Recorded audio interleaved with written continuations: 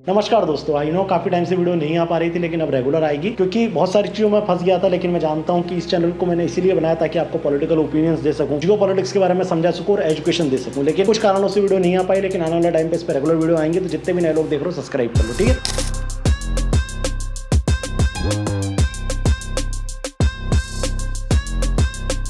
तो गाइस, आज की वीडियो में हम लोग बात करने वाले हैं इजराइल वर्सेस पैलेस्तीन के वॉर के बारे में। ये चीज के बारे में मैं ऑलरेडी पहले भी डिस्कस कर चुका हूं, लेकिन इस बार बहुत ज्यादा जरूरी हो गया है क्योंकि इस बार हमारे मोदी जी भी इस मैटर में आ गए। खैर, मजाक से हटके मैं आपको कॉन्फ्लिक्ट के बारे में बताने से पहले इसकी हिस्ट्री के बारे में थोड़ा सा बताना चाहूंगा ताकि सारी चीजें आपके साथ क्लियर है।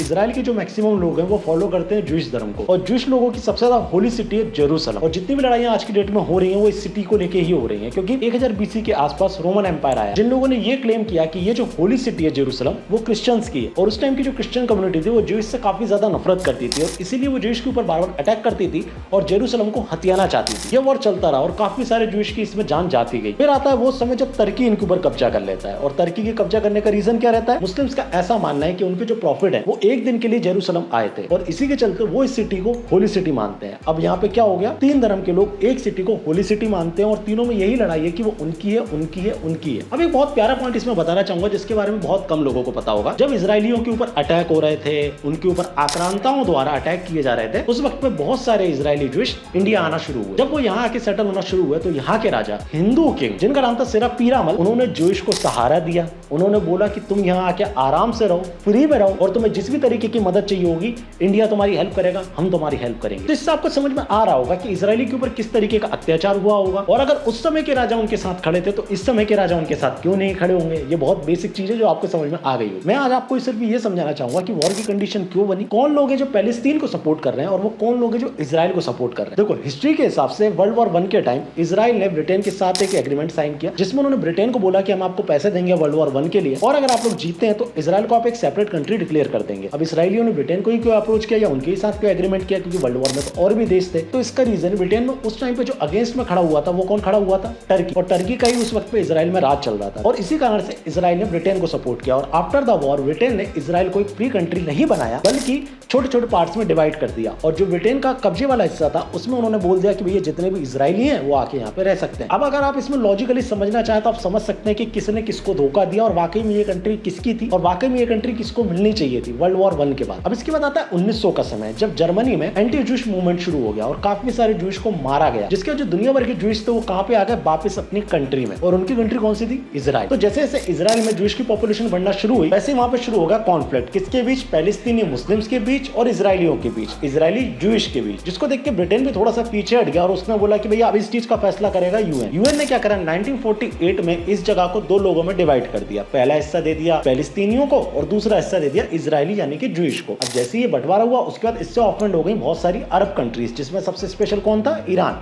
जो सबसे ज्यादा ऑफेंड हुआ था। अब जैसे ये लोग ऑफेंड हुए वैसे इन लोगों ने छेड़ दी वॉर, किसके अगेंस्ट? इजराइल के अगेंस्ट। और इजराइल ने इन सबको हरा दिया। इन 6-7 कंट्रियों को अकेले इजराइल ने हराया, और साथ ही साथ ये प्रूव भी कर दिया कि अब वो एक इंडिपेंडेंट कंट्री है। फिर आता है 1967, जिसमें फिर से अरब कंट्रीज डिसाइड करती हैं कि अब ये इजराइल के ऊपर अटैक करेंगे और इस बार वो इजराइल को खत्म ही कर देंगे। अब इन लोगों ने फिर से वॉर छेड़ा, और इस बार भी कौन जीता? इजराइल। और इजराइल इस बार इतनी ताकत से जीता कि उसने बहुत सारी चीजों के ऊपर कब्जा कर लिया। सीरिया की काफी जगह पे उसने कब्जा कर लिया, इजिप्ट की काफी जगह पे उसने कब्जा कर लिया, और गाजा पट्टी को भी अपने अंदर ले लिया। तो इन अरब कंट्रीज की ये वॉर भी फेल रही, और कहीं ना कहीं इजराइल ने प्रूव कर दिया कि वो कितना ज्यादा ताकतवर है। फिर आता है 1973, फिर से इनके ऊपर अटैक होता है अरब कंट्रीज के द्वारा, फिर से इजराइल जीत जाता है। लेकिन आप याद रखिएगा ये जितने भी अटैक्स होते हैं ना वो उसी टाइम होते हैं जब इनका कोई होली फेस्टिवल चल रहा होता है ज्यूइश का। इस टाइम भी यही हुआ, 2021 में आपको याद होगा, और उस टाइम भी यही किया गया था। फिर से अटैक हुआ, फिर से इजराइल जीता, और इससे इन्हें समझ में आ गया कि भैया अब इजराइल को ये नहीं हरा पाएंगे, और इसीलिए फिर शुरुआत होती है पीस एग्रीमेंट्स की।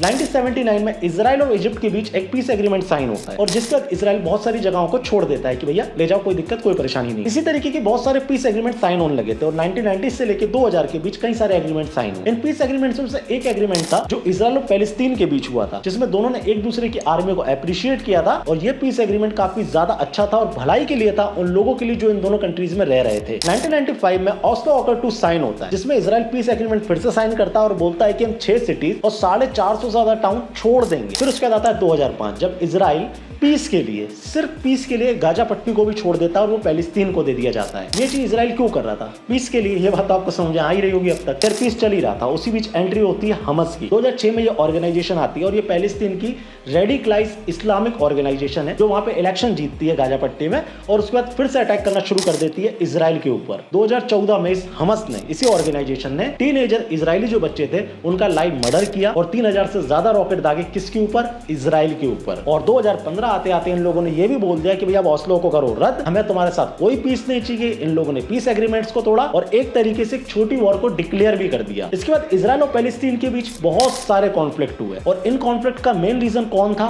ईरान, क्योंकि ईरान इजराइल का सबसे बड़ा दुश्मन है। और इसी बीच हमास भी कहीं ना कहीं ईरान का साथ देता आ रहा था। हमास की जैसी एक और टेररिस्ट ऑर्गेनाइजेशन है जो कि लेबनान की है जिसका नाम है हिजबुल्लाह, इसको कौन फंड करता है? ईरान। और यही ऑर्गेनाइजेशंस मिलकर बार बार इजराइल के ऊपर अटैक करती है जिसके बाद वो इनके ऊपर रिटेलिएट करता है और उसके बाद शुरू हो जाते हैं क्या? कमेंट कर देना दोस्तों। अब ये वॉर अभी क्यों शुरू हुई? पिछले 2 सालों से काफी ज्यादा पीस चल रहा था अरब देशों में और इजराइल में। इनफैक्ट यूएई ने ये तक बोला था कि हम इजराइल में अपनी एम्बेसी लगाएंगे, जबकि ये पहले नहीं हुआ करता था। साथ ही साथ G20 जो अभी खत्म हुआ, इसमें भी कई सारी चीजों के ऊपर डिस्कशन हुआ था कि मिडिल ईस्ट के साथ मिलकर इंडिया जो डेवलपमेंट करेगा उसमें इजराइल और अरब देश उसका साथ देंगे। और यही सारी चीजों को ईरान नहीं सहन कर पा रहा है, क्योंकि अगर इन दोनों के बीच पीस हो गया तो फिर ईरान को मौका कैसे मिलेगा भाई गरीब लोगों को, बेसहारा लोगों को और शरीफ लोगों को मारने का। खैर, अब तक आपको समझ में आ गया होगा किस तरीके के आक्रांता रहे हैं इसमें, किस तरीके के लोग इन्वॉल्व हैं। तो आपको यह भी समझ में आ गया होगा पैलेस्तीन और हमास जैसी ऑर्गेनाइजेशन को कौन लोग सपोर्ट कर रहे होंगे। इजराइल की जो मैंने आपको हिस्ट्री बताई उससे आपको समझ में आ गया होगा कि इजराइल ने हर बार चीजों को छोड़ा है पीस के लिए, लेकिन बार बार उसके ऊपर अटैक हुए हैं। ये अटैक सेम उसी तरीके के हैं जिस तरीके के अटैक इंडिया झेलता आया है अपने पास टाइम। कईयों बार जिस तरीके से हिंदुस्तान पे मुगल आक्रांताओं ने हमला किया, उसी तरीके की स्ट्रेटेजी पे ये ईरान चल रहा है और बार बार शांति भंग कर रहा है इजराइल की। और इजराइल भी पूरे मूड में है भाई, क्योंकि अब 200-300 साल पुराना समय तो रहा नहीं, आओगे अटैक करोगे और हम लोग चुपचाप सह लेंगे। अब कंट्रियां डेवलप्ड हो गई हैं और वो जवाब देना जानती हैं। अब इसी में मैंने एक चीज और देखी, बहुत सारे अनपढ़ गंवार जाहिल पंचर छाप लोग, और जो भी आप नाम देना चाहे दे सकते हैं, इस तरीके के लोग पैलेस्तीन के सपोर्ट में रैलियां निकाल रहे हैं। कहां पे? हिंदुस्तान में। Visuals coming in from the Aligarh Muslim University where a section of students was seen holding out a rally in support of Palestine, shouting Allahu Akbar slogans. These are the visuals on your screen about the AMU stands with Palestine. Hindustan का प्रधानमंत्री जब Israel के साथ खड़ा है तो ये लोग क्यों रैलियां निकाल रहे हैं? इनका नैरेटिव क्या है, इनका माइंडसेट क्या है, ये आप अच्छे से समझ सकते हैं। साथ ही साथ अब मैं उस पंचर छाप अदनान से भी बात करना चाहूंगा जो बार बार रो रहा है पैलेस्टीन। भाई प्लीज बड़ा हो जाए इन सारी चीजों से। मतलब पता है मुझे तुझे क्लाउड चाहिए, लेकिन इतना एंटी इंडिया बनने की जरूरत नहीं है भाई। और तू एंटी इंडिया नहीं बन रहा, तू लिटरली टेररिस्ट ऑर्गेनाइजेशन को सपोर्ट कर रहा है। आई नो इसमें भी ये विक्टिम कार्ड ले आएंगे, यार वो देखो किस तरीके से मार रहा है, यार वो इस तरीके से घुस रहा है भाई।